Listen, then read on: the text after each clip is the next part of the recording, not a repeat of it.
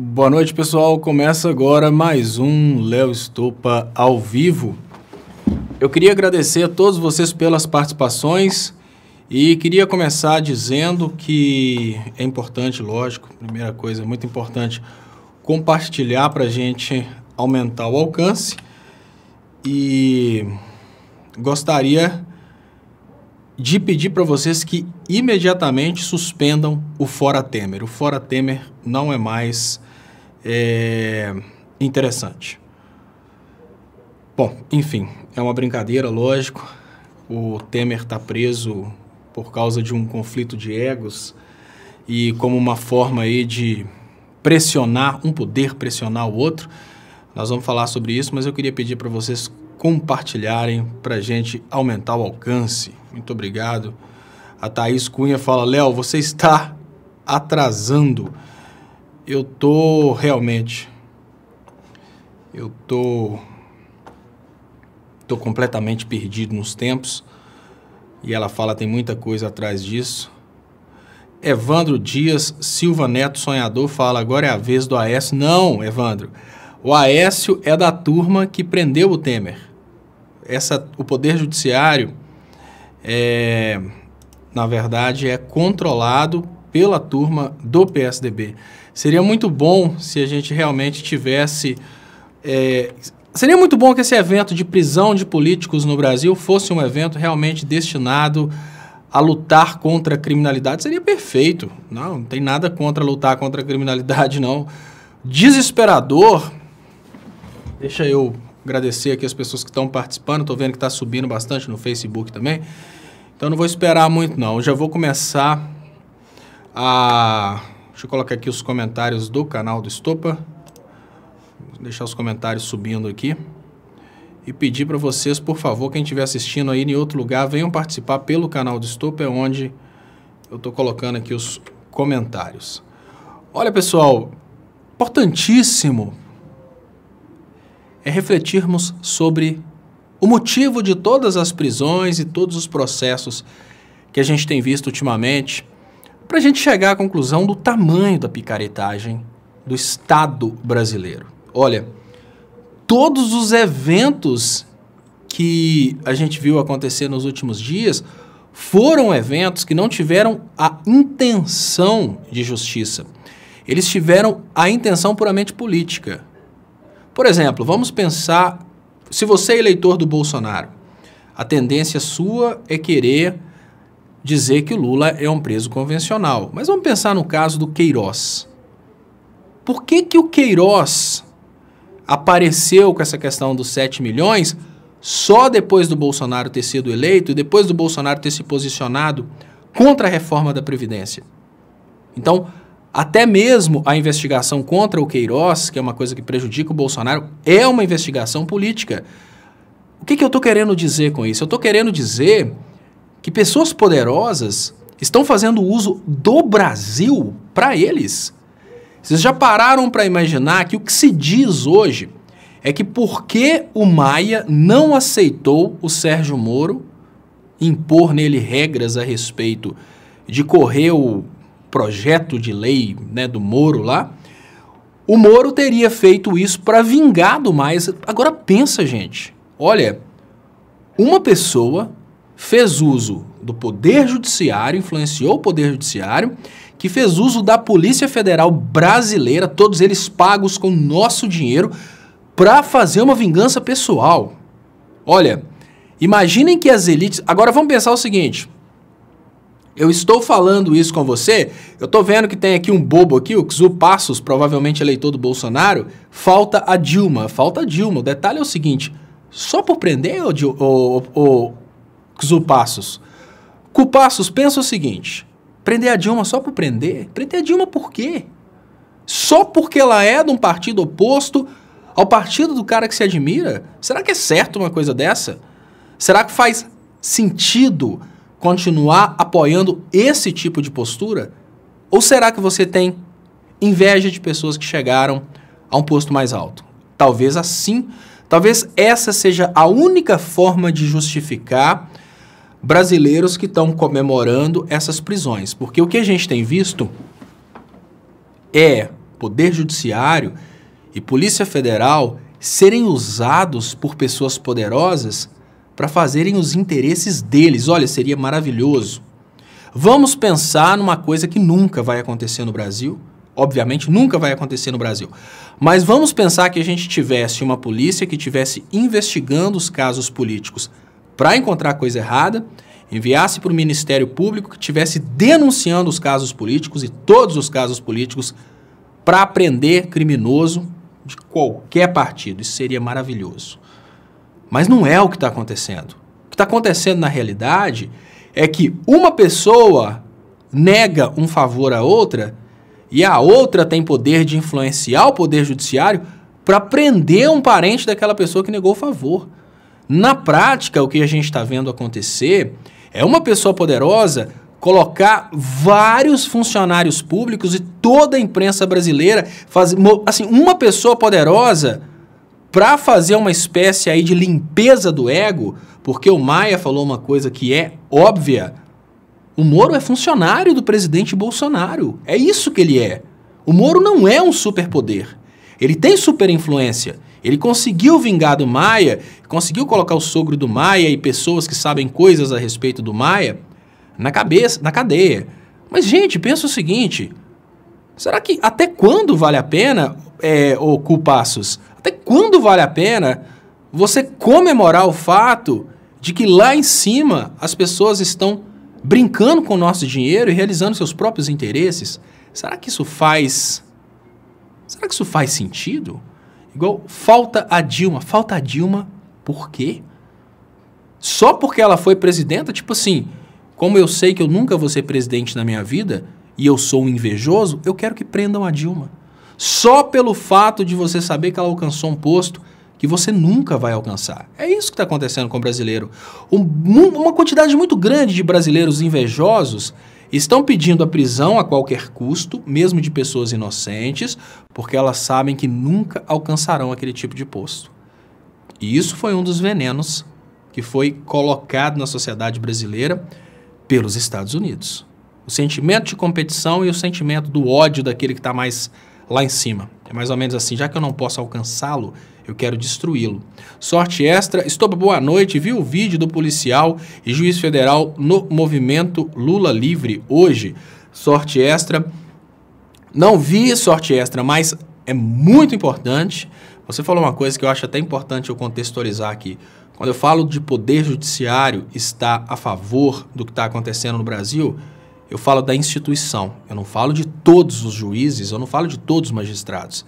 A gente sabe que tem magistrados que estão tentando fazer as coisas corretas e a gente sabe que tem magistrados que agora estão tentando abraçar a Constituição porque eles estão vendo que a corda vai arrebentar para o lado deles. Quando eu falo que o Ministério Público, a instituição Ministério Público acabou participando da destruição da indústria nacional, obviamente eu estou falando da parte do Ministério Público responsável pela Operação Lava Jato. E estou falando também de uma consciência que nasceu na cabeça do Ministério Público, que porque eles são elite, eles precisam atacar a esquerda, porque a esquerda é como se fosse uma oposição ao Ministério Público por causa do nível social que eles ocupam. É esse tipo de crítica que eu faço. Eu faço uma crítica, obviamente, à parte podre da instituição, que infelizmente é a parte podre da instituição que está tendo protagonismo ultimamente, não é a parte boa. Da mesma forma é a Polícia Federal. Da mesma Polícia Federal que nós temos pessoas que, infelizmente, estão fazendo investigações para conduzirem outras pessoas ao suicídio, nós temos o cara que investigou Aécio Neves. Nós temos os policiais federais que investigaram o Temer. E que investiguem pessoas do PT também. Nós tivemos a Polícia Federal investigando a família do Lula durante anos, não encontraram nada. Eles têm que fazer isso, absolutamente correto fazer isso. Porque, olha, para nós, brasileiros, a investigação é uma coisa perfeita. Uma investigação bem-sucedida revela um pilantra. Uma investigação bem-sucedida que mostrou que o cara não tem nada, não deve absolutamente nada, revela uma pessoa honesta. Eu gostei muito, e olha, eu não estou falando isso por achismo. A Polícia Federal investigou a vida do Lula durante toda a carreira política, investigou a vida da família do Lula, e eles não acharam absolutamente nada. para conseguir condenar o Lula. Olha o malabarismo que foi necessário para conseguir condenar o Lula. Os caras tiveram que tirar o processo de São Paulo, levar o processo para a República de Curitiba, e lá na República de Curitiba, os caras criaram teses jurídicas que não são aceitas no ordenamento jurídico brasileiro. Então, foram várias coisas. Tiveram que tirar o caso do juiz natural e levar para um juiz que dentro do Brasil é tecnicamente incompetente. Tiveram que setar na cabeça do brasileiro que o Lula é ladrão. Para isso, eles ficaram 4, 5 anos falando na mídia constantemente para o brasileiro aceitar essa condenação. E depois eles fizeram uma condenação fundamentada em argumentos que nenhum estudante de direito aceita e usando teorias jurídicas que não são aceitas dentro do Brasil. Para ter uma ideia, o Sérgio Moro responde que esse juízo jamais disse que o caso do Lula tem a ver com a Petrobras, ou seja, incompetência de juízo, né? Porque se não tem a ver com a Petrobras, qual a justificativa de tirar de São Paulo e levar para Curitiba? E ainda fala que os fatos são indeterminados. Então, só para vocês terem uma ideia. Ou seja, o cara foi investigado durante anos e não encontraram nada. Mas enfim, é mais ou menos isso que acontece. Nós estamos numa situação tenebrosa. E eu falo mais uma vez, o mais desesperador desse momento não é necessariamente a gente estar vivendo uma situação em que estão prendendo políticos. Prender políticos, principalmente esses políticos dessa elite, essa briga na elite é um mal que vem para muito bem, gente. Essa briga na elite, essa briga no grupo do Temer, essa briga nesses grupos poderosos é uma coisa fantástica. Fantástica porque, enquanto eles estão brigando, os podres estão aparecendo. Deixa eu agradecer aqui também, Elizabeth Oliveira. Léo, muitos ainda não engoliram que uma mulher foi presidenta do Brasil. Doença, misoginia, abraços. É muita inveja, tá, Elizabeth? Igual, pelo comentário do Cu, o Cu comentou aqui que a próxima é a Dilma. Qual que é o motivo? Primeiro, ele não se preocupa, por exemplo, com o fato de um Alckmin ter possivelmente desviado, aí, parece que 600 milhões do roubo anel, essas coisas todas aí que se tem a respeito do PSDB. Por quê? Na cabeça de pessoas como o Cu, o Alckmin é um cara de uma elite e merece. É o caso do Aécio. Por que que a corrupção do Aécio não incomoda? A percepção que se tem é que do Aécio já se espera a corrupção, porque ele é elite, então é normal. É feio qualquer coisa atribuída ao PT, mas do Aécio é normal. Então é por isso que a revolta é diferente, entendeu? A revolta é diferente por causa da expectativa. A expectativa que se tem a respeito de um político do PSDB é que é um político que vai fazer maracutaia, que vai desviar a verba de licitação, que isso é normal. Já um político do PT é obrigação morrer pobre. Essa expectativa ficou impregnada na cabeça dos brasileiros e foi uma coisa que foi bem trabalhada, porque com esse, digamos que, com essa setagem mental, o Aécio, ele fica na mídia um dia. Assim que acaba o rebuliço a respeito do que encontram a respeito do Aécio, a coisa morre. Por quê? Já se espera do Aécio isso, entendeu? É a mesma coisa de falar que, olha, o artilheiro daquele time fez um gol. Todo mundo comemora, lógico, mas é por um dia, no outro dia não, normal, o cara fez o gol. Agora, se o goleiro fizer o gol, que é uma coisa que não é muito comum, o goleiro saiu lá de trás do campo dele e fez o gol. E todo mundo, nossa, que coisa diferente, o goleiro fez o gol. Então, como do PSDB já é uma coisa absolutamente normal, desvio para isso, desvio para aquilo, políticos bilionários, isso é normal. Então, a população nem se incomoda com isso, é normal. A população cobra muito o PT porque a população foi programada para imaginar que o político do PT ele tem que morrer pobre.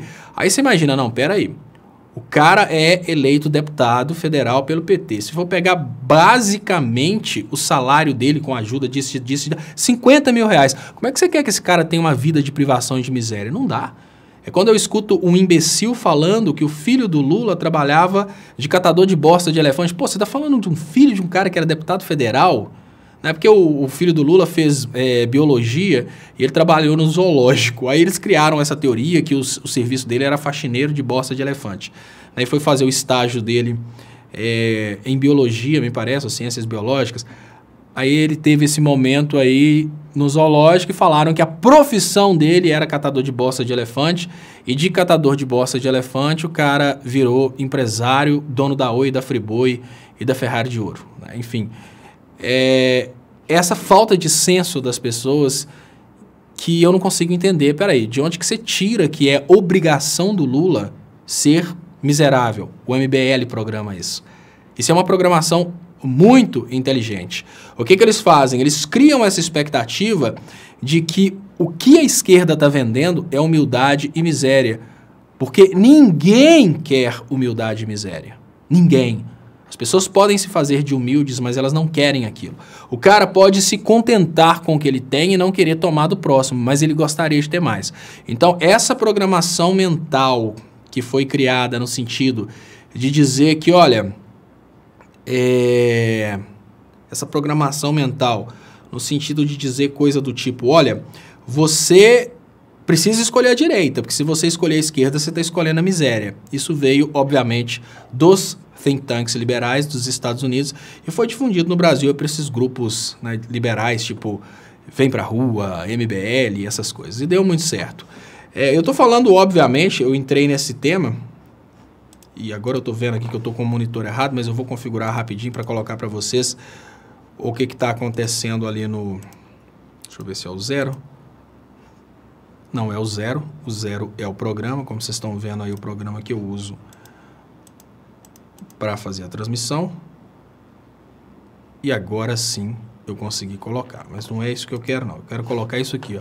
Lava Jato prende Temer após derrota e perda de protagonismo na mídia. Isso foi o primeiro Twitter que eu fiz após o momento em que eu fiquei sabendo da prisão do Temer. O primeiro Twitter que eu fiz, o primeiro comentário meu foi: a Lava Jato precisa arrumar uma forma de viver mais. E aí entra a coisa mais complexa para o povo entender. A Lava Jato, ela perdeu muito popularidade. E a Lava Jato tornou-se inimiga da esquerda, principalmente pela parcialidade.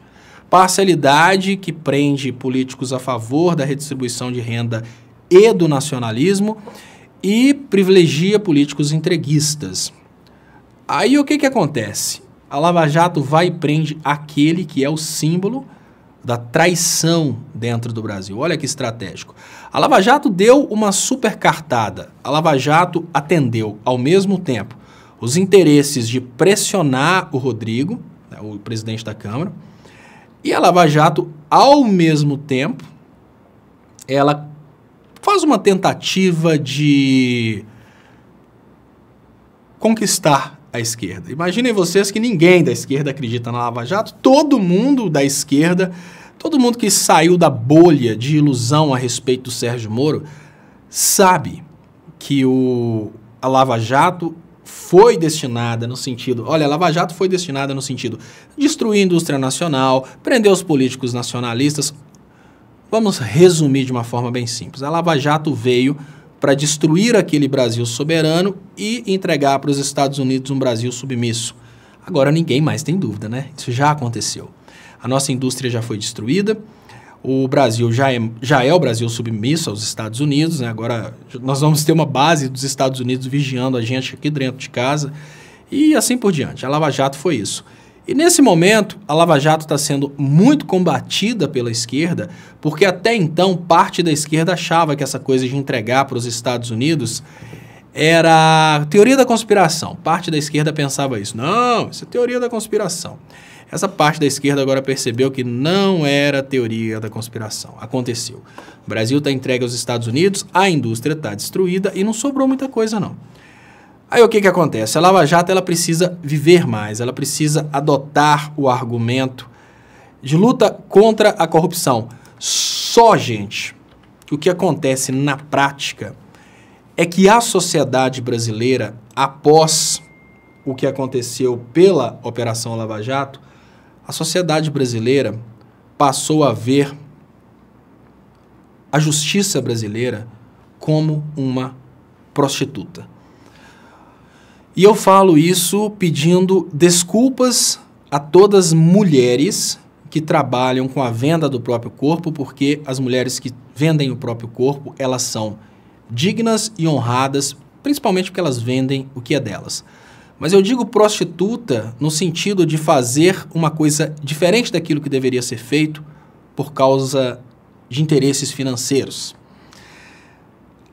A realidade é que o Brasil divide-se hoje entre pessoas que gostam do Lula e pessoas que não gostam do Lula. Se a pessoa gosta do Lula, ela automaticamente odeia a Lava Jato e vê a Lava Jato como objeto de perseguição ao ex-presidente Lula. Isso é óbvio. Se a pessoa não gosta do Lula e comemora a prisão do Lula, essa pessoa vê a Lava Jato como sendo um instrumento de prisão do Lula, mas não um instrumento de fazer justiça, um instrumento de prender a qualquer custo. A sociedade que não gosta do Lula hoje sabe que a prisão foi ilegal, mas continua lutando para que essa prisão seja mantida por orgulho. É um povo que pensa, a gente sabe que está errado, a gente sabe que foi gol de mão no segundo tempo, mas a gente gosta desse gol de mão, porque afinal de contas foi assim que nós conseguimos colocar o Lula na cadeia e eleger um presidente menos social, menos pró-povo, mais elite. Então, ninguém escapa dessa percepção que a justiça não é justiça. Então, a justiça foi extremamente desmoralizada dentro dessa sociedade brasileira. E nós estamos numa situação que eu acho fantástica. Estamos vivendo hoje, talvez, o melhor momento desde o início do golpe do Estado. Porque se a população brasileira, depois dos eventos de hoje, se a população brasileira não conseguir perceber que poderosos estão usando as instituições para realizar os desejos deles, olha, Moro fica com raiva, manda prender. Ah, o Maia fica com raiva, xinga o Moro e manda fazer outra coisa. Os poderosos estão usando as instituições brasileiras, os poderosos estão usando instituições que deveriam estar fazendo seu papel, eles estão usando para fazer coisas particulares deles. Então, a prisão do Temer jamais teria acontecido se o Maia não tivesse falado com o Sérgio Moro que ele é tão somente um funcionário do Bolsonaro. Então, por ego, o Sérgio Moro influencia a Operação Lava Jato e consegue a prisão do Temer, a prisão do sogro do Maia e por aí vai. Mas o que é a mensagem que a gente tira disso? É que a Lava Jato está prendendo corrupto? Não! A mensagem é muito pior. Os corruptos já poderiam estar presos. Por que eles não estavam presos? Porque corrupção só não é o motivo. Isso é o mais importante. É essa mensagem que a gente precisa tirar do dia de hoje. Corrupção apenas não foi suficiente para prender o Temer. Apenas a corrupção não foi suficiente para o Bretas dar o mandato de prisão para essas pessoas. Apenas a corrupção não foi o motivo da prisão dessas pessoas.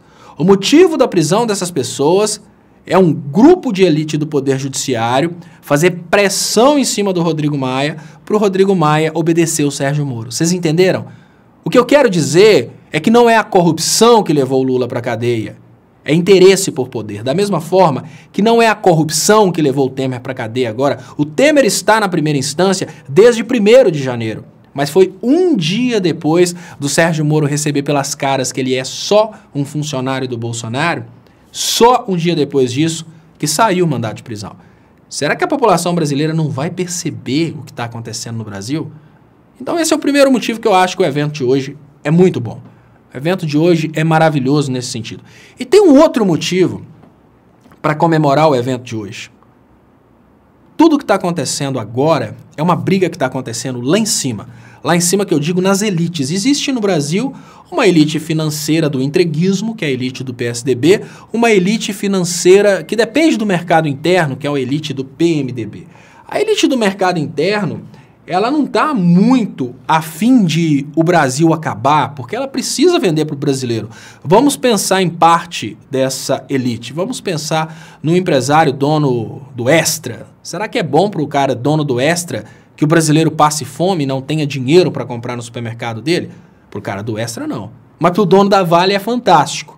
Para o dono da Vale, quanto mais fome tiver o brasileiro, mais barato é o empregado para ele. Ele não vende ferro para ninguém. Você já foi na Vale para comprar ferro? Você nunca foi na Vale e pediu o dono da Vale, olha, me vende aí, sei lá, 10 mil toneladas de minério. Não, não. Eles vendem para fora. Eles produzem aqui e vendem para fora. Então, quanto pior tiver o Brasil, melhor para esses caras. Por exemplo, quem tiver alguma dúvida que a Vale, e assim como a Vale, todas as empresas que produzem no Brasil às custas do desespero e da agonia do brasileiro para mandar para fora são PSDB, basta lembrar que assim que estourou o caso do Brumadinho, ficaram sabendo que foi Aécio que indicou o presidente atual da Vale. Então, quando a gente divide essas elites financeiras, um grupo que quer vender para fora, que é o Brasil passando fome, e um grupo que quer vender aqui dentro, que é o Brasil sem direito trabalhista, mas pelo menos um Brasil não passando fome, a gente consegue entender esse quebra-pau que está acontecendo lá em cima. E esse quebra-pau é fantástico, porque é um processo de autodestruição das elites que acaba conservando o povo trabalhador. Imaginem que toda essa briguinha lá em cima pode atrasar a reforma da Previdência. Toda essa briguinha lá em cima pode adiar o início da reforma trabalhista, que é a que vai acabar com férias e 13º. Deixa eu agradecer aqui o comentário da Cláudia Silva. Ela fala: boa noite, Léo. Não me surpreenderia nada que fossem pela Dilma. Só que não agradaria à esquerda, que é o que estão tentando também com o Temer. Exatamente. O que eles tentam nesse momento é fazer a Lava Jato viver mais. A Lava Jato, que é um instrumento do PSDB para aniquilar os partidos concorrentes. A Lava Jato, que não conseguiu colocar o PSDB no poder, mas conseguiu colocar um grande nome do PSDB, que é o Sérgio Moro, dentro do poder, que ficou inclusive bravo de saber que ele está abaixo do Bolsonaro nessa linha aí de poder. Deixa eu agradecer também o Monteiro que fala: se eu grito há 1 ano Lula livre, como posso concordar com uma prisão arbitrária? Julgue com honestidade, depois prenda. Boa noite, Léo. Muito obrigado, Monteiro. É o que eu falei hoje no Léo ao Quadrado. Só que hoje, Monteiro, eu tenho um ponto de vista que se divide. Eu, dentro da minha sensatez, eu preciso dizer que hoje o Ministério Público e o Poder Judiciário tomaram uma espécie de, como eu diria, Ministério Público e Poder Judiciário hoje, eles tomaram um nível de protagonismo no Brasil que eles conseguiram estabelecer uma ditadura dentro do Brasil. Isso não está acontecendo só a nível federal. Agora o Ministério Público vai e pede a prisão de várias pessoas, natural, e um juiz concede uma prisão preventiva. Prisão preventiva no Brasil, prisão cautelar no Brasil, para garantir o processo. Qual a justificativa? O juiz, o Bretas, ele fez uma decisão que seria a decisão final do processo. Então, a nível de prisão preventiva e cautelar, ele fundamenta já com uma decisão.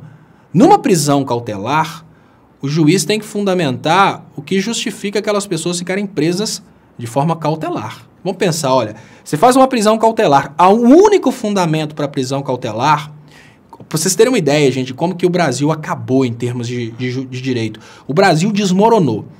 O único motivo para justificar uma prisão cautelar e uma prisão preventiva é se aquelas pessoas puderem prejudicar o andamento do processo ou o resultado do processo. Vamos imaginar que o cara fosse ficar influenciando lá, ameaçando a testemunha. Tudo bem. Vamos imaginar que o cara fosse fugir.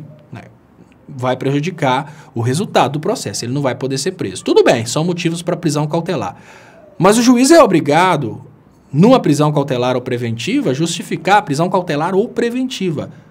Então essa pessoa será presa porque há indícios de que ela vai fugir. Essa pessoa tem que ser presa porque, de acordo com as gravações tal e tal e tal, ela está ameaçando testemunha.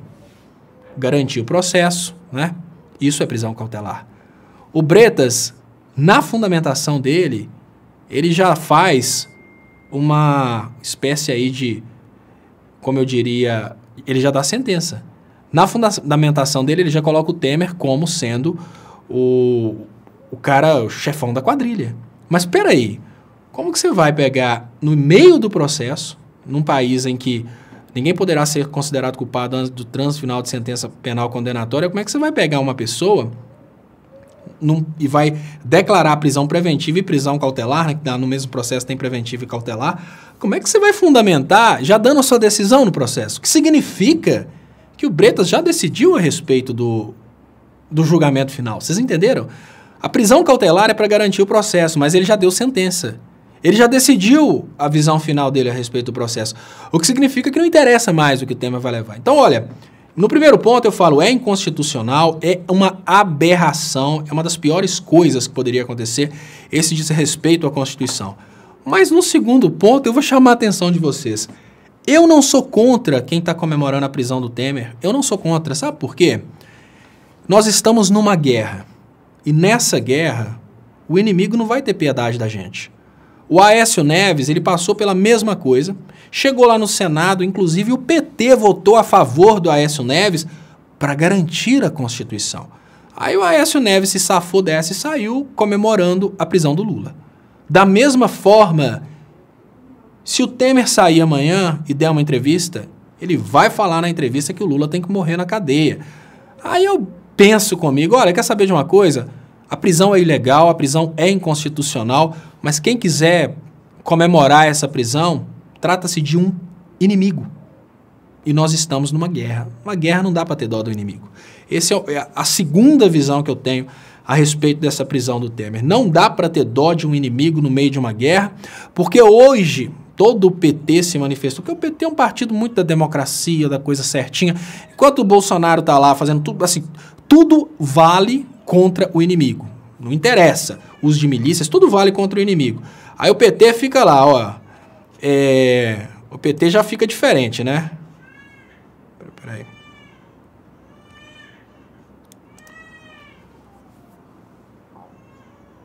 O PT fica num posicionamento diferente, né?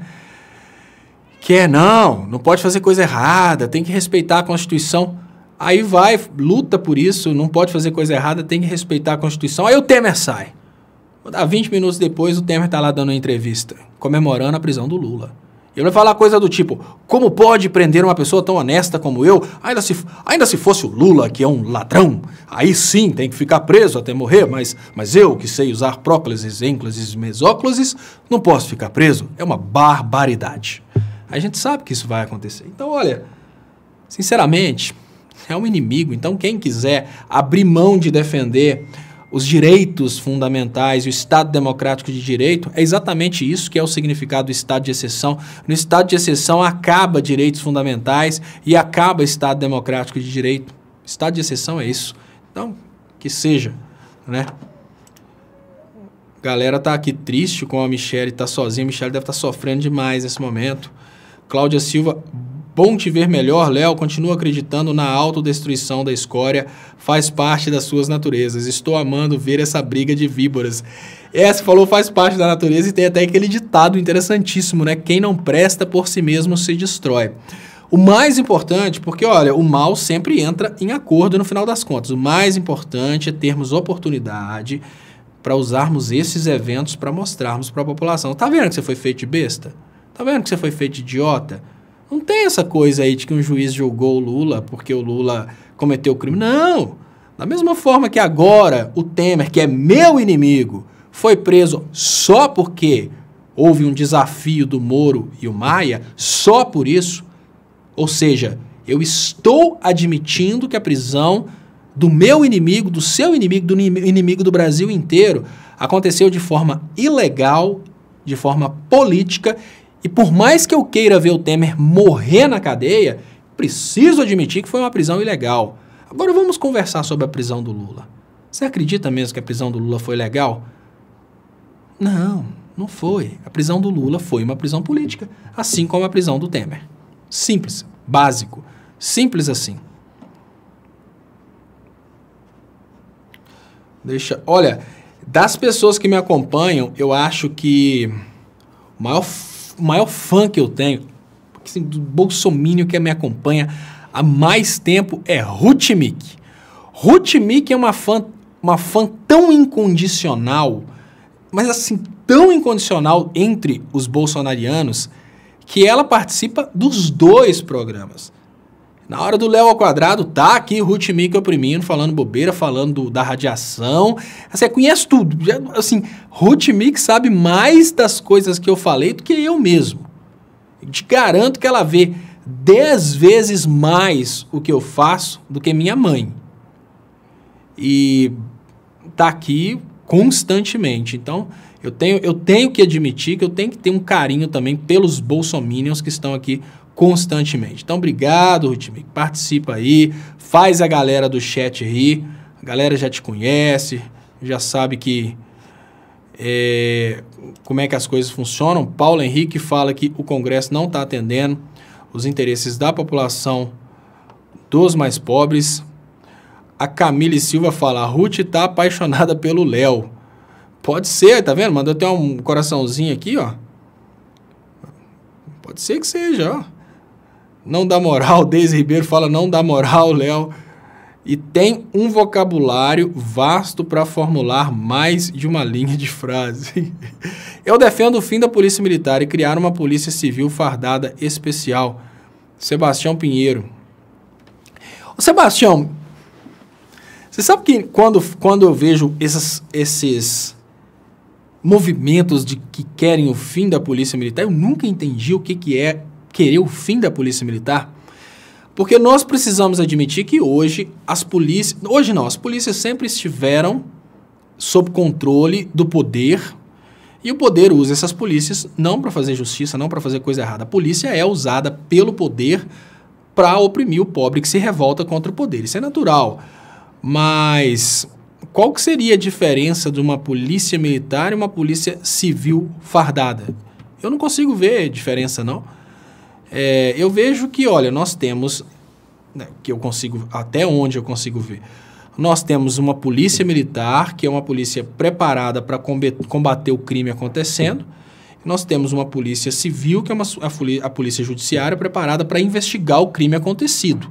Então, a polícia militar tenta evitar o crime e tenta parar o crime assim, mais rápido possível, então está acontecendo um assalto, uma tentativa de homicídio, ela tenta reprimir aquilo, e a Polícia Civil vai produzir provas para que o Ministério Público consiga oferecer uma denúncia e consiga aí processar aquela pessoa, para aquela pessoa, né, pagar a sociedade pelo que ela fez. São polícias diferentes e as duas são extremamente necessárias. O que eu vejo que a gente precisa é de um senso de classe social e mais proximidade com a polícia.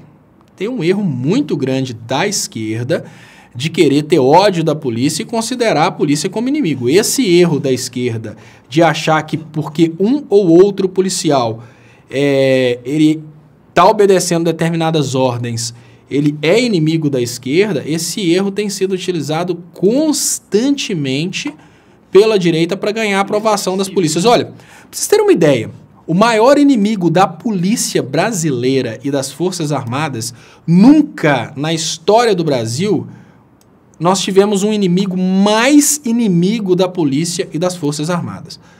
O Bolsonaro.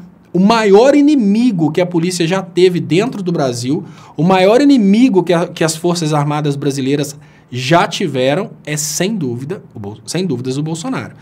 Mas mesmo assim, mesmo ele sendo o maior inimigo, só o fato dele ficar com aquela lenga-lenga dele de proteção do policial fez ele conquistar os policiais. Deixa eu ler os superchats que eu vou explicar. Márcio Santos, Ventos de Liberdade. Léo, acho tudo isso muito importante para o esclarecimento da população. Quem tem telhado de vidro não atira pedra no telhado dos outros. Exatamente, Monteiro fala. Por isso eu disse, julgue com honestidade, coisa que não aconteceu com Lula, mas tudo bem, eu entendo todos os pontos de vista. Abração, obrigado, Monteiro. E eu falando ainda sobre a questão da polícia, eu falei com você sobre a questão de que o maior inimigo, o político mais inimigo das polícias que já existiu na história do Brasil é o Bolsonaro, mas ele é o mais amado pelas polícias. Vamos pensar as propostas do Bolsonaro. O Bolsonaro, ele chega falando bem das Forças Armadas e pregando amor às Forças Armadas. mas quer fazer uma guerra contra a Venezuela. Será que numa guerra os soldados que vão para a guerra são recebidos com flores, com uma pizza ou de repente uma feijoada? Será que é assim que acontece? Não! Não! O Bolsonaro, que ama as Forças Armadas brasileiras, está, para alegrar o Trump, disposto a matar pessoas das Forças Armadas numa guerra contra a Venezuela. E acreditem, tem estúpidos dentro do Brasil pensando que numa guerra contra a Venezuela nenhum soldado brasileiro vai morrer. É claro que vai. Existe a possibilidade, inclusive, do Brasil perder essa guerra. Sabe por quê? Porque, como o Brasil nunca foi um país de guerra, o Brasil tem menos capacidade de guerra que a Venezuela, que é desse tamanhozinho, tudo bem, mas o Brasil tem menos capacidade de guerra. E são vários especialistas que já falaram isso, principalmente capacidade de frota aérea. Ah, não, tem Estados Unidos, lá tem Rússia, lá tem China. Então, os Estados Unidos não vão entrar no meio, porque senão a Rússia entra. Ah, mas que amor é esse?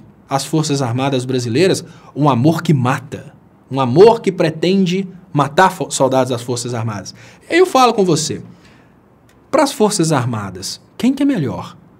Um governo pacifista, o governo Lula, que aumentou aumentou absurdamente o orçamento das Forças Armadas, aumentou assim, parece que 3 vezes o orçamento das Forças Armadas, melhorou salários, ou o governo Bolsonaro, que fala bem, que é basicamente o que todo pastor pilantra faz. Tem muitos pastores bons, mas o que todo pastor pilantra faz?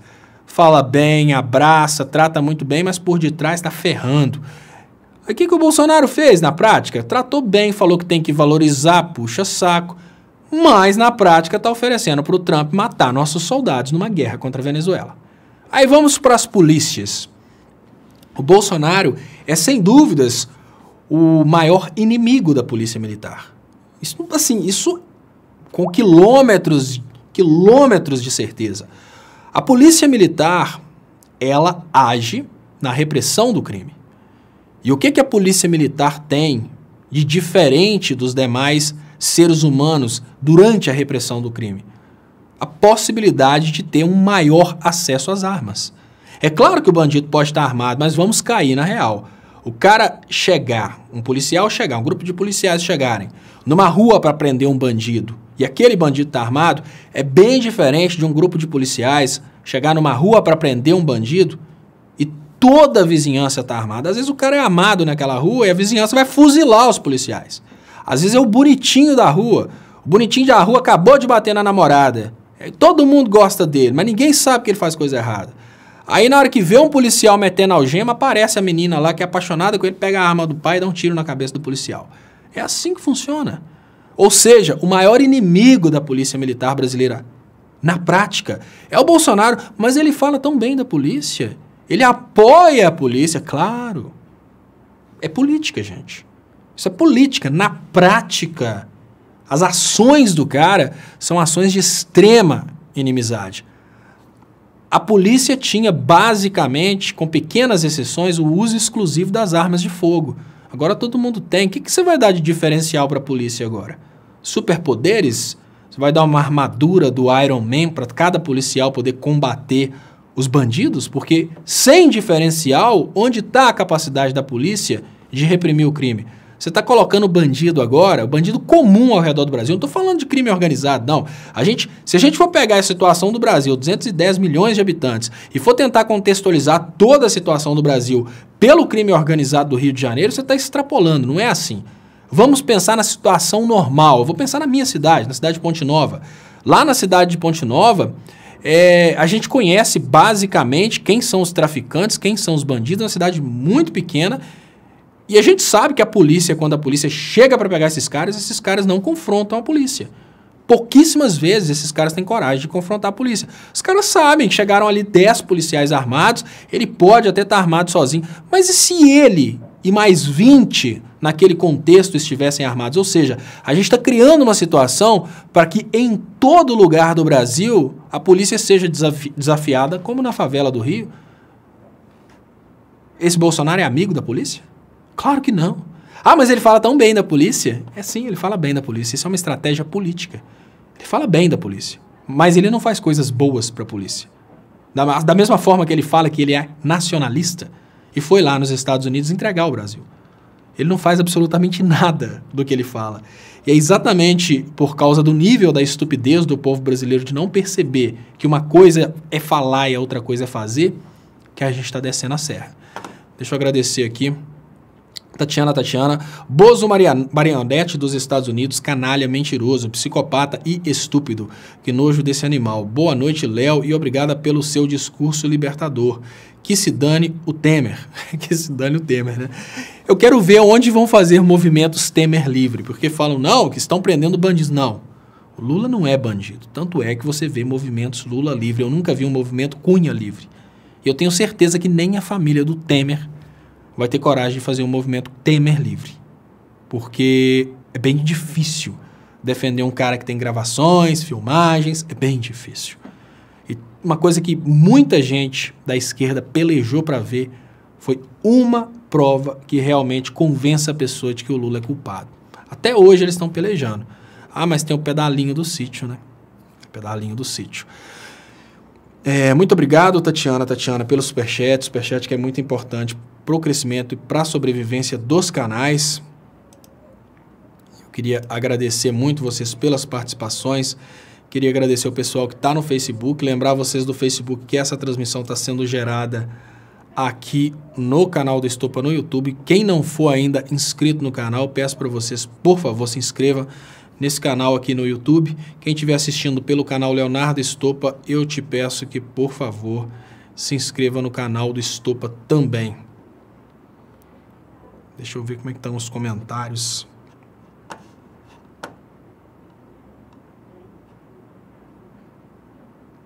Caio Medeiros, a PM tá puta com o Bozo por causa da reforma. Ele tá perdendo muito agora... Ele tá perdendo muito agora o apoio, né? E o Ed Foto pergunta, a briga Moro-Maia interessa à esquerda? Olha, a única coisa que interessa à esquerda, ao meu ver, é o esclarecimento da população. Porque sem a população ter uma noção do que está acontecendo, vai ser bem difícil qualquer coisa resolver o problema. Porque, olha, a briga entre Bozo e Maia, Moro e Maia, no final das contas, ela termina aí com ou talvez um ganhando, ou talvez o outro ganhando, ou talvez um acordo. O Maia já cedeu. O Maia estava, né, pirraçando ele naquela questão lá do... Naquela questão do projeto, né, o projeto Mata Pobre do Moro. E aí agora parece que ele pediu já 2 deputados, inclusive o Freixo está entre os deputados, para darem sequência no projeto Mata Pobre do Moro. Mandaram apagar o... Elizabeth Souza lembra aqui, Léo, agora temos que mandar apagar o Fora Temer, senão vão pensar que era para tirar ele da cadeia. Prova só contra o Temer, não conseguem prova contra o Lula ladrão. Essa esquerda é uma piada mesmo. Bando de acéfalos. Neemias Passos Santos. Ô, Neemias, eu só posso te agradecer pelo seu posicionamento, sabe? Quando eu vejo uma pessoa com esse posicionamento, eu sofro menos. Eu comentei outro dia que eu tenho um sofrimento muito grande de ver que o Brasil está passando por isso, e eu até comentei que se eu tivesse condições de apagar minha memória, esquecer tudo que eu estudei a respeito desses assuntos, se eu pudesse escolher nunca ter estudado e nunca ter começado essa luta aqui pela internet, nunca ter estudado esse assunto, eu escolheria esse caminho, mas não dá para apagar a memória. E eu sofro muito pelas coisas que estão acontecendo, sofro principalmente pela expectativa de ver um Brasil destruído no futuro. Eu até comentei a questão de que o Brasil está seguindo o que aconteceu na Nigéria, e eu fui na Nigéria e vi um país em que a luz cai constantemente, por isso não é possível ter indústria, um país em que as pessoas são extremamente agressivas, é o caminho que o Brasil está seguindo. E eu sofro muito de pensar que isso pode acontecer com o Brasil. Mas na hora que eu vejo um comentário desse do Neemias Passos Santos, eu me conforto, eu falo, olha, tudo bem, pessoas boas vão se ferrar, mas esse estúpido imbecil aí vai levar ferro junto. Então, claro, o sofrimento continua, porque eu sei que tem pessoas boas, mas me conforta um pouquinho, Neemias, continua postando aí. Eu preciso dessas postagens. Às vezes eu vejo que o Glicério corta os bolsominions, Mas às vezes eu preciso, Clicério, de bolsominion falando estupidez, sabe por quê?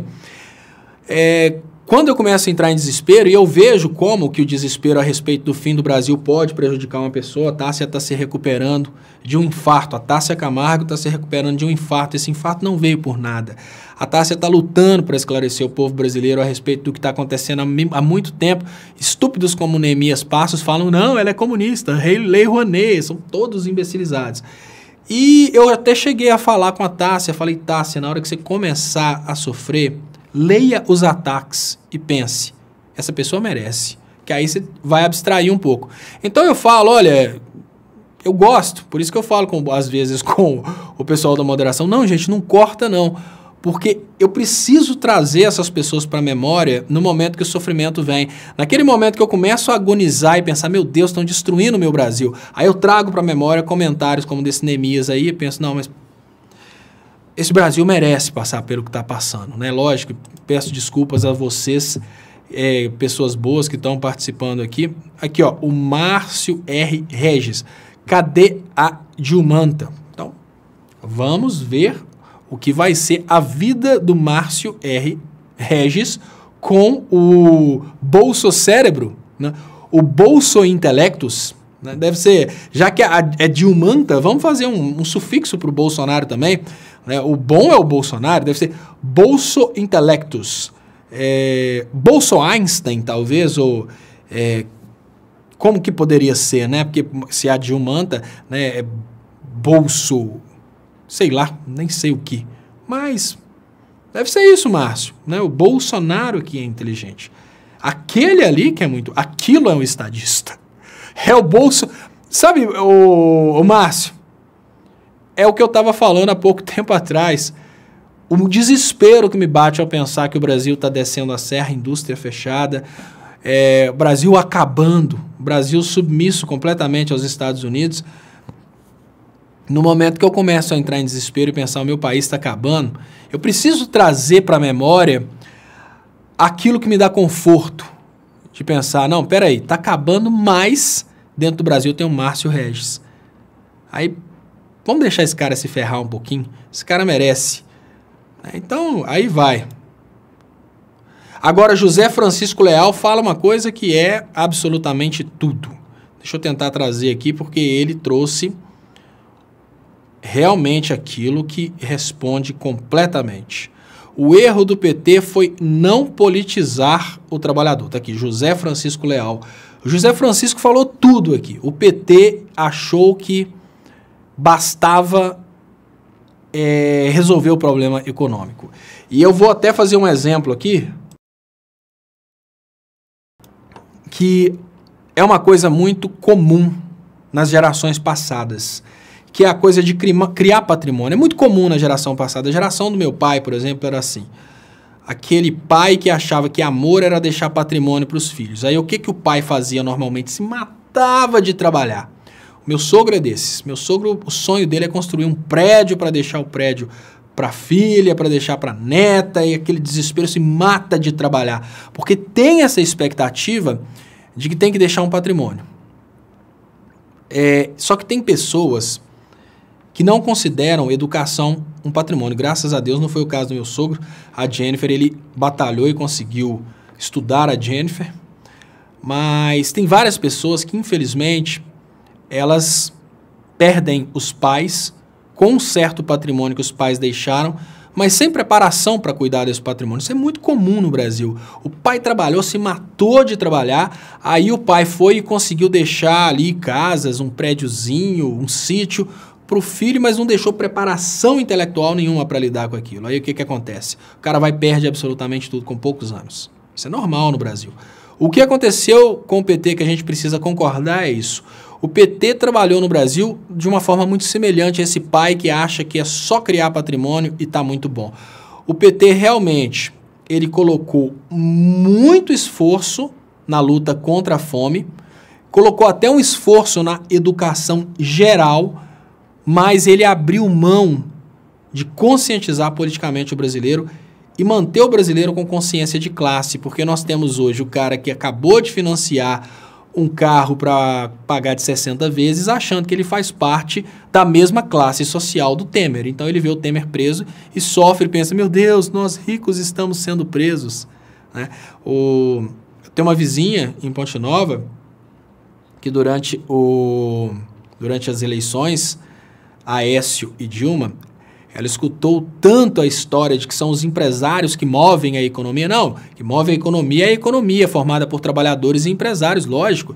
Ela escutou tanto isso que ela chegou a postar no Facebook, se a Dilma vencer, nós vamos parar o Brasil, porque nós, empresários, movemos a economia.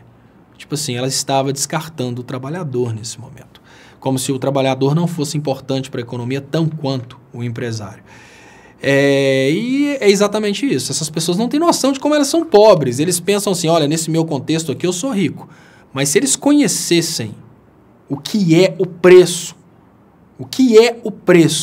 de um almoço de um Temer, essas pessoas iam ter um semancol muito grande. Se aquele playboyzinho que acha que ficou rico e pertence à classe das elites, porque conseguiu financiar seu primeiro carro, soubesse que o valor que ele vai pagar em 60 vezes para financiar o carro dele é um almoço de um Temer, de um rico, ele não ficava fazendo essas bobeiras que ele faz. Ou seja, um filhinho de papai gasta numa boate, numa noite, o que aquele moleque vai pagar no carro dele por 60 vezes. E mesmo assim, aquele moleque acha que é da mesma classe social que o filhinho de papai.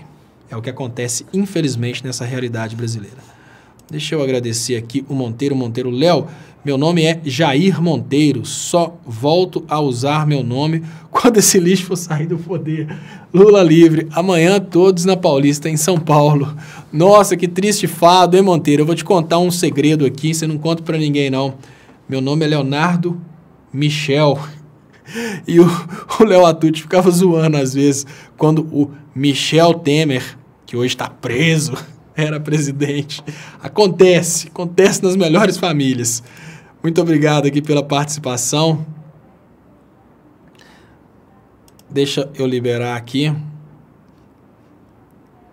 Aí o Bin Laden 2 está pedindo aqui, vampirão livre. E o chorem esquerdopatas. Não. Agora é a vez de vocês chorarem. Agora é a vez da gente rir. Agora é a vez de vocês perderem o direito de vocês aposentarem. Agora é a vez de vocês passarem vergonha. Sabe por quê? De agora para sempre, chorem esquerdopatas. De agora para sempre, vocês vão ser chacota. Porque é impossível esconder que vocês apoiaram o Bolsonaro. Na época do Collor, o Collor saiu do poder, mais ou menos 1% da população tinha apoiado ele. Hoje eu estou vendo, tudo enquanto é playboy que eu conheço, votou foi no Amoedo. Ninguém votou no Bolsonaro. Eu fico pensando, gente, que povo pouco representativo esse povo meu, né? Quem fazia campanha pro Bolsonaro em Ponte Nova agora tá compartilhando coisas de Câmara de Vereadores, não fala mais do Bolsonaro. E quem votou no Bolsonaro e ficava fazendo postagens constantes sobre o Bolsonaro, tem uma amiga minha de Contagem, que eu fui ver o perfil dela, fez campanha ferrenha para o Bolsonaro, agora ela faz uma campanha pela união do povo, para esquecer coisas ruins e por Deus, né? Agora é Deus. Outros já não se manifestam mais. Os de Ponte Nova, muitos deles falaram que, olha, por isso que eu falo, o Amoedo tinha que ter vencido. Tiraram as fotinhas com as tarjinhas. Estão sumindo os bolsonaristas, mas não dá. Não dá. A gente está esperando a hora certa para zoar. Esse é o detalhe. Primeiro vamos acabar com tudo isso que está acontecendo, depois vamos zoar eternamente. Tatiana, Léo, esses dias você contou que sua esposa ia na igreja do Valadrão e depois que a Ricona tirou a função dela com as crianças e desistiu. Eles a chamaram de volta, ela aceitou voltar? Pera aí, Tatiana. Pera aí, compartilhe. Ô, Jennifer, vem você e seu pai contar a história do Valadrão aqui. Cadê seu Arlindo? Tatiana, eu não vou contar a história secundária, não. Eu vou chamar o pai dela e ela para contarem para vocês que essa história... Gente, isso é a maior picaretagem da história da humanidade. Eu já vou fazer os preliminares aqui, que eu já contei, todo mundo sabe da história. Mas eu vou chamar eles para contarem. Isso é a maior picaretagem que pode existir. Ela ficou, me parece que 3 anos na frente do setor de cuidado de crianças. Aí chegou uma mulher do empresário, ela queria o setor, ela falou, eu quero função daquela menina ali, né? Só faltou falar, meu dízimo é mais alto. Aí os Valadão tiraram ela de lá. E depois viraram, não, irmãzinha, é porque cresceu demais, né? Ou seja, 3 anos antes da empresária pedir, não tinha crescido não, mas depois que cresceu, depois que a empresária, né, queria aquela função, então já que a Tatiana... Ô, Jennifer, vem aqui que a Tatiana perguntou exatamente isso, já que ela perguntou, enquanto a Jennifer não chega, deixa eu ir lendo aqui uns comentários dos comentários. Só do Bolsonaro ter sido eleito é uma vergonha eterna, né? Coisa que nunca a gente vai conseguir tirar. Cadê sua Arlindo? Vem cá também, Suarlindo. Pega as cadeirinhas aí, Jennifer. Agora, Bozo caiu 15%. Dora Rosa Cruz fala, exatamente, olha, é a menor aprovação de um presidente com esse tempo de governo na história do Brasil. Agora vamos lá então, deixa eu colocar aqui o comentário da Tatiana a respeito da história dos Valadrão. Deixa eu ir fazendo o corte aqui enquanto isso. Não, mas só Arlindo vai contar a história para nós dos Valadrão, porque o mais interessante que ela perguntou aqui é se depois eles chamaram ela de volta, né? Depois chamaram elas de volta, eu falei, não, tem que chamar a sua Arlindo aqui para contar essa história. Deixa eu conseguir colocar no lugar aqui, peraí. Oi, gente. Peraí, eu vou virar a câmera. Vai dar certo. Deixa eu virar a câmera um pouquinho aqui. Fica aí, deixa eu puxar a minha pra... Deixa eu puxar isso pra cá, pra sair da frente um pouquinho. Agora deu, ó. A Tatiana. Então, a Tatiana pergunta. Então, eu contextualizei para vocês, né, gente? Mas por que aconteceu isso? Porque eu estava comentando sobre várias igrejas dentro do Brasil terem virado boates. O que acontece é que vários pastores abriram mão do evangelho e perceberam que é possível ganhar mais dinheiro aproveitando aquele contexto social para criar ali concorrência para boate. Então, aquele povo que não gosta de uma boate que tem mulher pelada dançando, uma boate que tem determinadas coisas que eles consideram demais, eles vão para uma boate mais branda, uma boate da família. Por exemplo, a Batista da Lagoinha. E quando eu contei essa história, eu contei que, olha, é tudo picaretagem. Eu contei a história que vai ser contada novamente aqui agora. Então, conta a história aí, Jennifer. Você conta a história e seu pai continua. Deixa eu só ler ali o superchat ali. A esposa ia na igreja. Fala mais alto que você está longe do microfone. Ah, sim, isso aconteceu. Eu era adolescente e peguei um ministério de criança, né, num horário que era o culto do pastor Ronaldo. Que era um horário domingo de tarde, que ninguém queria ficar com as crianças na igreja, e eu peguei esse horário. Eu lembro que a filha do pastor estava com as crianças na sala, me chamou para ajudar ela e sumiu. Nunca mais voltou. Aí eu peguei, eram crianças de todas as idades, eram umas 30 crianças, mas como mistura idade, fica muito difícil. Aí chamei uma amiga, que chamou outra, e a coisa foi crescendo. No final de menos de um ano, assim, a gente já estava depois de um tempo, né? E eu já estava há alguns anos trabalhando com criança lá, desde os meus 15 anos que eu trabalhava com criança lá na igreja.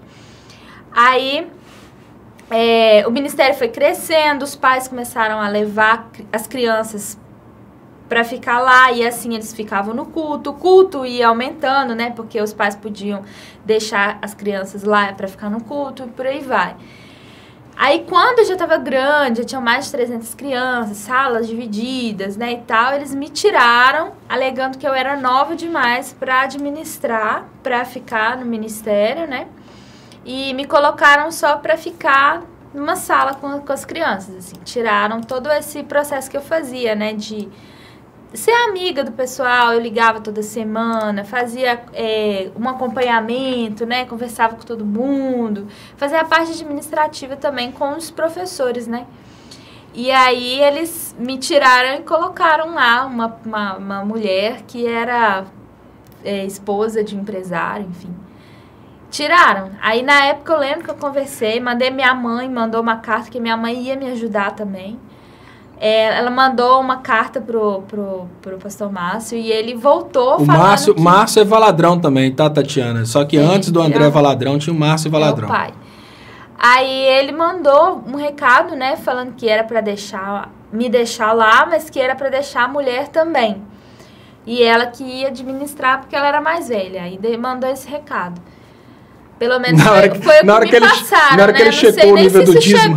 Não sei nem se ele respondeu mesmo, mas foi o que me passaram, foi isso.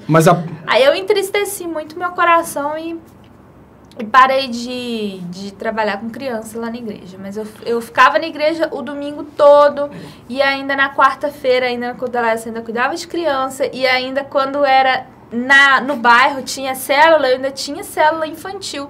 Que eu ia nas casas aqui, eram 2 casas, eram 2 células infantis, e eu ia, semana inteira era por conta de trabalhar com criança, assim. Mas aí, olha só, agora vem a parte mais interessante, que por que eu falei, o que eu achei muito interessante do Arlindo vir, que ela perguntou aqui, eles a chamaram de volta, ela aceitou agora aquela história da participação, o que aconteceu, Arlindo, na hora que chamaram de volta? Quando chamaram de volta, eu vi o telefone tocando, a gente atendeu com muita simplicidade, que ela era muito simples, muito humilde. Eu falei com ela, não, deixa isso pra lá. Não mexe com esse povo não, que isso é tudo vagabundo. Esse povo está interessado só em dízimo, em oferta do povo. Isso virou empresa. Sai fora disso. Larga isso pra lá, sai dessa malandragem. Aí apelei mesmo e não quis deixar ela aí mais, não. Então... não vai mais, Aí eu não. saí de tudo. Aí a Vitória saiu, meu esposo saiu, não quis voltar mais, ninguém quis voltar mais na igreja, largou pra lá. Agora eu frequento toda a igreja, mas a igreja simples que tem revelação, a igreja pequena, não misturo com esse povo mais não. Deixa eu agradecer o Lídio Barreto, filho, ele fala aqui, ó, Jesus não acumulava nada. O Lídio Barreto fala... Isso, se parar e pensar, analisar direitinho, Jesus, quando mandou os discípulos pregar o evangelho, ele disse, vai e anunciar o evangelho, não junte tesouro. E aquele que tiver 2 túnicas, dá uma para seu irmão. Então, Jesus mandou dar dízimo da oferta para pastor comprar carro, comprar avião, comprar fazenda. Isso tudo é malandragem. Isso aí está enriquecendo ilicitamente às custas dos outros. Que Jesus deu procuração para alguém? Não, deu procuração para ninguém, não. A igreja primitiva era unânime até no partir do pão, dividia entre os levitas e as viúvas e as pessoas que precisavam. Não ajuntava tesouro, não. Não era desse tipo, não.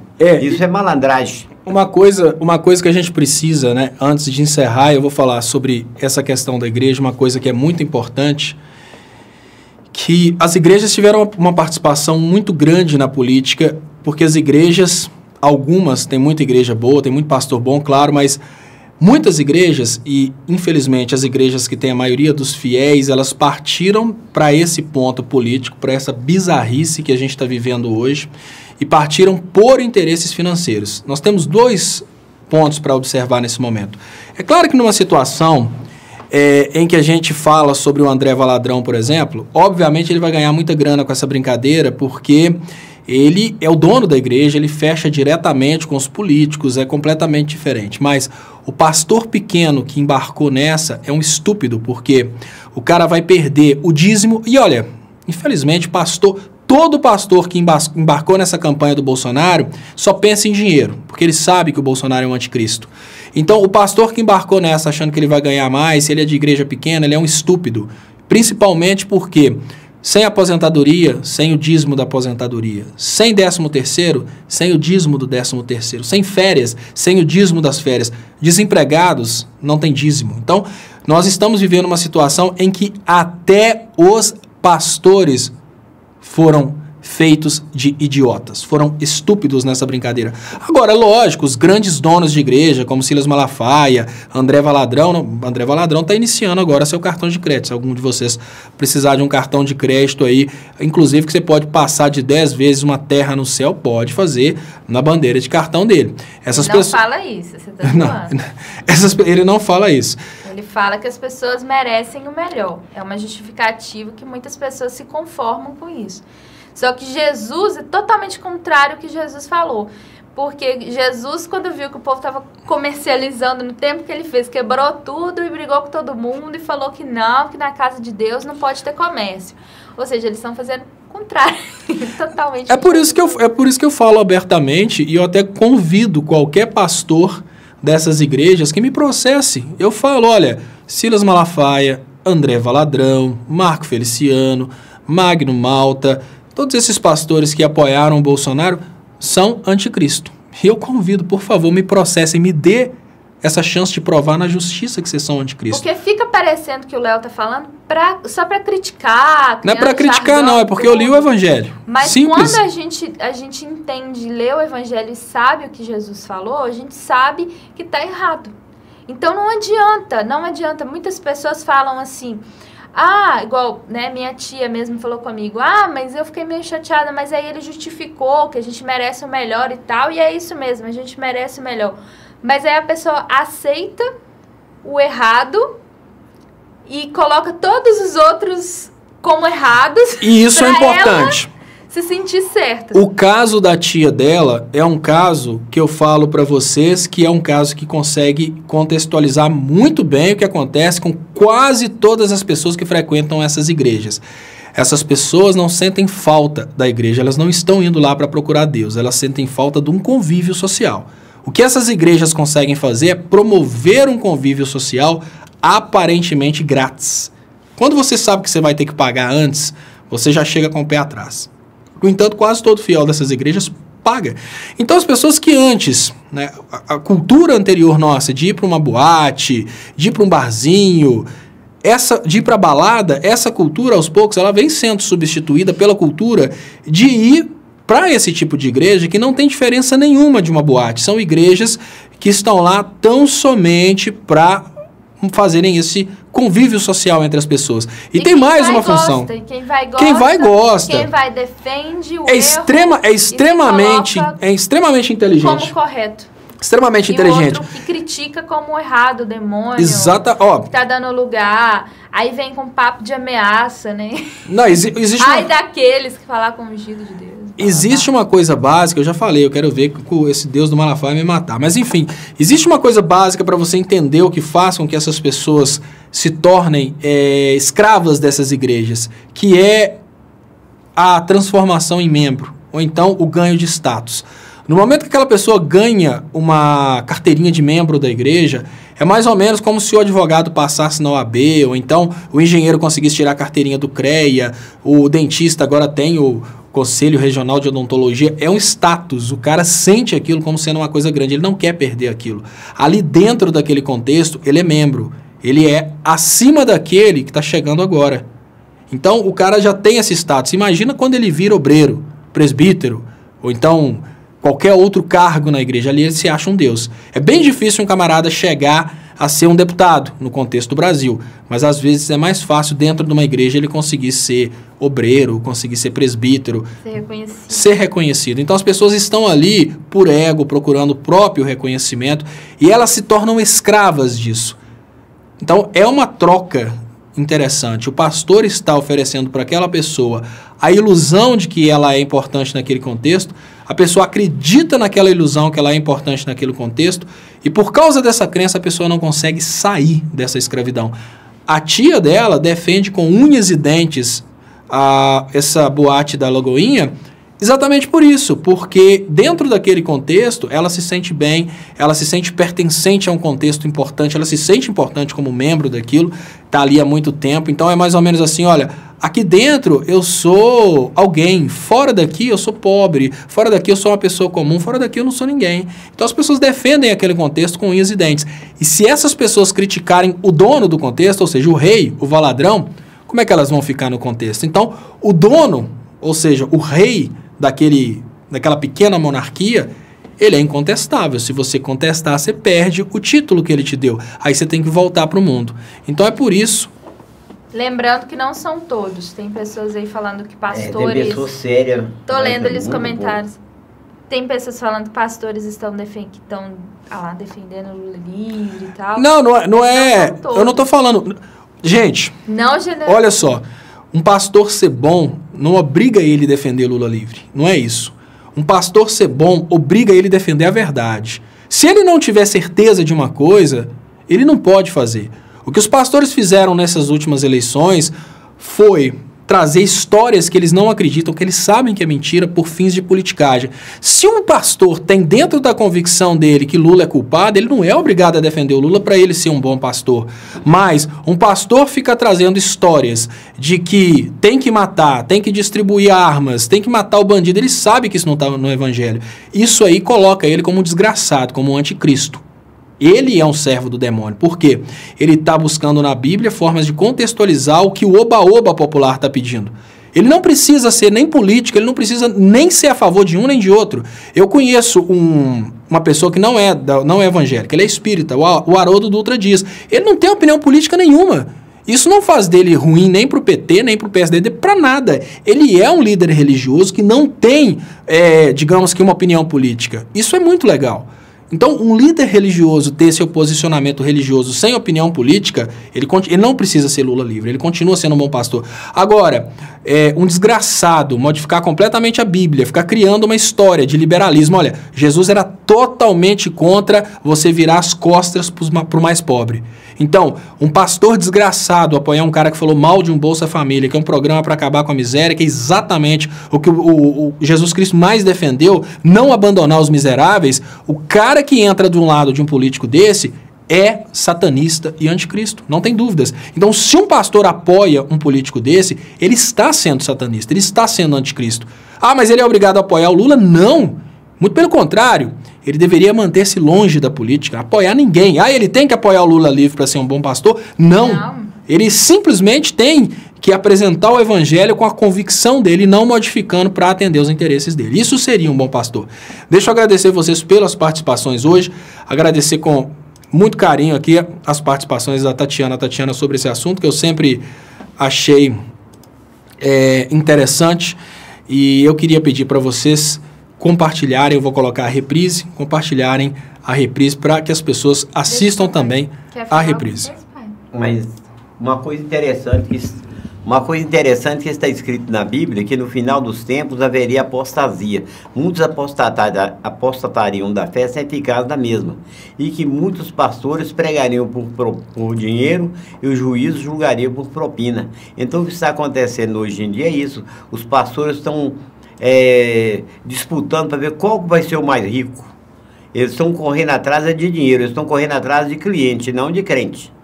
Então as igrejas estão cheias de cliente e não de crente, porque crente é outra coisa. O convertido é uma coisa e o convencido é outra. Ele se convence que é salvo, mas não é salvo, porque Jesus fala assim: foge dela por meu, foge da mulher adúltera, porque eles estão adulterando a palavra de Deus. E a Bíblia fala, não havendo profecia, o povo se corrompe. O que aconteceu com as igrejas? Eles viraram as costas para o Espírito Santo e se corromperam. Só correndo atrás de quê? De dinheiro. Você vê que as igrejas hoje em dia, as igrejas evangélicas ricas, é uma disputa. Qual o pastor que é mais rico? Qual o pastor que tem um carro mais bonito, tem mais avião, tem mais isso, mais... Quer dizer, Jesus não mandou nada disso. Jesus, quando manda no seu evangelho, diz, vai no seu evangelho. Expulsa os demônios, cura os enfermos e não junte tesouro. E aquele que tiver 2 túnicas, dá uma para seu irmão. E o que a Bíblia fala ainda, que cego guiando cego, ambos cairão no mesmo buraco. Não vai pensar que você está seguindo essas igrejas, seguindo esses pastores milionários aí, achando que vocês estão salvos. Então não, lê a Bíblia, procura conhecer a Bíblia, procura conhecer a palavra de Deus. Lê a Bíblia segundo a Bíblia, não segundo a sua igreja. Você está sendo iludido. E não tem salvação, porque Jesus Cristo orienta, cuidado para que ninguém vos engane. Simplesmente vocês estão sendo enganados para serem clientes e não crentes. Crente é outra coisa. Então é isso aí. Pega o que ele falou e manda para algum pastor. O pastor, não, e o mais desesperador, se alguém, isso, Arlindo, falaram que o Paulo Vieira falou, o pai da Jennifer é fofo. O mais desesperador, pessoal, é o seguinte: se você enviar isso para algum pastor, o pastor vai falar que, na verdade, eu sou do Satanás, eu que estou distorcendo tudo, que ele está certo, que ele é ungido do Senhor, e vai falar que eu sou do demônio. E todo mundo da igreja dele vai acreditar. É desesperadora a situação. Mas muito obrigado. Vou colocar agora definitivamente a reprise. E eu volto amanhã às 6h30, hoje às 6h30. Ah, eu queria falar de um meme que o pessoal tá colocando, que agora a próxima vai ser a Dilma. Que eles vão pegar a Dilma na Lava Jato. Fala pro pessoal desistir que não vai ter isso. Que eles não vão pegar. Não, eu não duvido que eles prendam a Dilma, não, porque nós não estamos vivendo uma situação em que a pessoa precisa ter cometido um crime para ser preso, né? Nós estamos vivendo uma situação Mas em que eles não acharam nada da Dilma. Precisa? Né? Não precisa achar absolutamente nada, precisa prender e pronto. Gente, muito obrigado. Eu volto às 6h30 da tarde com o programa Léo ao Quadrado. Tchau, Agradeço gente. vocês, fiquem aí com a reprise e até mais. Até amanhã.